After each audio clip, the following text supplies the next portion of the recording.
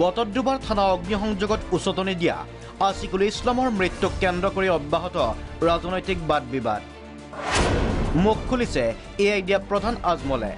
পুলিচে pre plan এনেকুৱা একদম লাগি আছে যে একদম বানাইল স্ক্ৰিপ্ট লিখি এইটোৰ ওপৰত এটা এক্টিং হৈছে। মানুহজনক মৃত্যু হ'ল, কি আছিল সি ডাকাইত আছিল, কি আছিল নাছিল সেইটো চৰকাৰৰ কাম। চৰকাৰে এইটো ডাকাইত পালেই তাক কোনো কানুন নাই। আমাৰ অসমৰ আসামৰ আমাৰ ভাৰতবৰ্ষৰ কোনো কানুন নাই, ল অফ দ্য লেণ্ড নাই, কোনো কিছু নাই। আপোনালোকে ধাক্কা মাৰি এক গাড়ী পৰা পেলাই দিব আৰু তাৰপিছত অন্য গাড়ী খুন্দা মাৰি মানুহ চেছ কৰি দিব।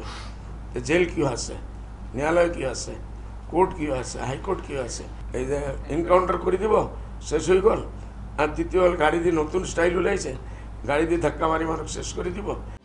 দলটোৰ আন এগৰাকী বিধায়ক ৰফিকুল ইছলামৰ প্ৰতিক্ৰিয়া, অপৰাধীৰ পক্ষত আমি নাই, ফাষ্ট ট্ৰেকত বিচাৰ হওক, শাস্তি হওক, কিন্তু এনকাউণ্টাৰ গ্ৰহণযোগ্য নহয়। মই মুখ্যমন্ত্ৰী ডাঙৰীয়াক আহ্বান জনাইছোঁ, আপুনি আইনমতভাৱে ৰাজ্যখন চলক, আপোনাৰ ষ্টাইলত আইনগতভাৱে আপুনি ৰাজ্যখন পৰিচালনা কৰক, চলক। যোগী আদিত্যনাথক আপুনি অনুকৰণ কৰিব নালাগে। আজিৰ পৰা কিছু বছৰ আগত, 2 বছৰ 3 বছৰমান আগত বিকাশ দুবেৰ ঘটনাটো ঘটিছিল কানপুৰত, ছেম ষ্টাইলত। গতিকে সেই বিকাশ দুবেৰ ঘটনা কানপুৰত ঘটিল বুলি অসমতো তেনেকুৱা ধৰণৰ ঘটনা ঘটাব, এনেকুৱা ধৰণৰ হ'ব নালাগে।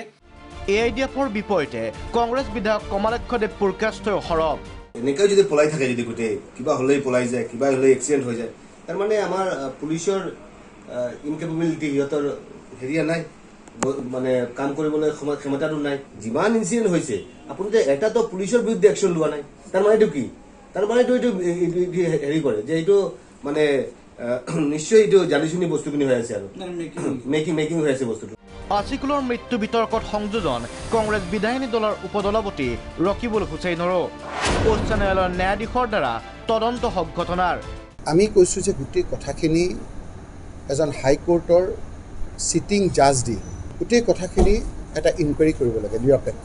সেই ইনকুৱাৰীৰ যোগেদি ৰাইজে সকলো কথা জানিব পাৰিব, কি কাৰণে এনেকুৱা ধৰণৰ কথা হৈছে সেই কথাবিলাক জানিব পাৰিব, পুলিচ কাষ্টডিত কিয় এনেকুৱা ধৰণৰ কথা হৈছে জানিব পাৰিব, আৰু ৰাইজেও এই কথাখিনি যিটো এটা সন্দেহৰ আৱৰ্তত আছে সেই কথাখিনি খোলা হ'ব। গতিকে এজন চিটিং জাজ হাইকোৰ্টৰ দি এই গোটেই কথাটো এটা তদন্ত কৰিবৰ কাৰণে আমি দাবী জনাইছোঁ। এইদৰে বটদ্ৰৱা কাণ্ডৰ জুই যেন এতিয়াও উমি উমি জ্বলি আছে। বহু প্ৰশ্নৰ উত্তৰ এতিয়াও সাঁথৰ। Bureau report, Prag news.